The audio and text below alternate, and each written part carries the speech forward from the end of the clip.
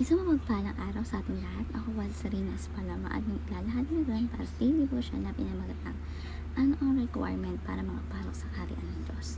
So, yung concept natin is burn of water. Then, ang scripture natin ngayong umaga is John chapter 3 verse 5 na sinasabi, Jesus answered, "Truly, truly, I say to you, unless one is born of water and the Spirit, he cannot enter the kingdom of God." Sa Tagalog, sumagot si Jesus, "Katotohanan ang sinabi ko sa iyo, maliban ng isang tao'y pinanak ng tubig at ng Espiritu, hindi siya makakapasok sa harian ng Diyos." So, yung naturuan natin ngayong umaga is number 1, burn of water refers to amniotic fluid. So, physical.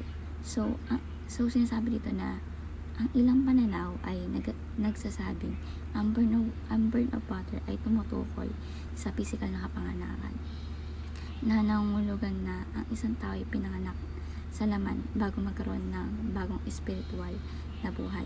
So, halimbawa dito yung sanggol, no?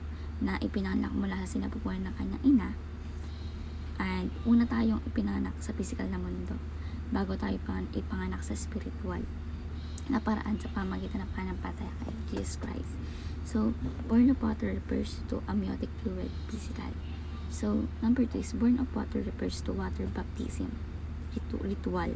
So, may iba naman naniniwala na ang burn of water ay tumutukoy sa bautismo bilang tanda ng pag-isisi at pagsunod kay Jesus Christ. Gayunpaman, ang bautismo minsan ay hindi nakapagliligtas kundi isang panlabas na nagpapakita ng panloob na pagbabago. So, tulad ng isang tao na sumasilalim sa ritual na paglinis sa pamagitan ng tubig, ang bautismo ay simbolo ng pagsisimula ng bagong buhay kay Jesus Christ. So, burn of water refers to water baptism, ritual. And number 3 is burn of water refers to spiritual cleansing, spiritual. So, dito naman, ang burn of water ay spiritual na paglilinis na gawa ng Diyos sa isang tao.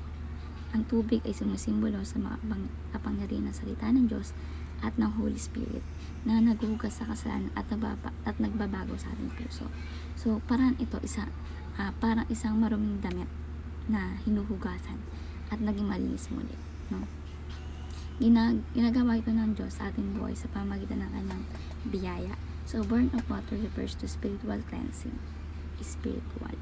So, bilang application po, number 1, prepare yourself for baptism.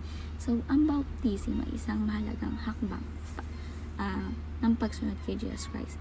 Maghanda tayo, hindi lang sa panlabas, kundi lalo na sa panloob natin. No? Siguraduhin ito ay mula sa puso at may tunay na pananampalataya, hindi sa pilitan. No? So, dito, maglaan tayo ng oras na pag-aralan yung kahulugan ng baptism at lumapit sa pastor, bishop, o leader ng simbahan upang gabayan ka sa proseso ng pagbabaptize. So, prepare yourself for baptism. So, ang sarap sa piling kapag napabaptize ka na. Syempre, kay Lord ka na. And si Lord na yung nag-control ng buhay mo. So, share ko lang kasi ako nagpabaptize na. So, next is ask God forgiveness and cleansing. So, dito yung tunay na pagbabago ay nagsisimula sa pag-isisi at paghingi ng tawad sa Panginoon Diyos. Hilingin natin sa Kanya, linisin ang ating puso at gawing bago ang ating buhay. No? So, dito mag-pray tayo araw-araw, mag-repent tayo sa kasalanan, aminin natin ang kasalanan natin at hilingin natin kay Jesus Christ na patuloy tayo hugasan ng Kanyang dugo ng salita. So, ask God for forgiveness and cleansing. And lastly po is offer yourself as clean instrument for God. So, dito sinasabi natin na dahil tayo nilinis ng Panginoon Diyos, dahil tayo dapat tayo mamuhay ng may kabanalan at ialay natin ang buhay sa Kanyang paglilingkod. So, dito, gamitin natin yung oras natin, yung talent natin, no? At kakayahan upang makatulong tayo sa iba, makabagi tayo ng Word of God, no? At ipamuhay ang Kanyang katotohanan. So, sabi niya, disciple of all nations. So, offer yourself as a clean instrument for God. So, ayun naman natin sa daily devotion na yun. Kayo, may sure sa iba, sure mga place sa buhay. Thank you po sa pakikinig. God bless po sa ating lahat.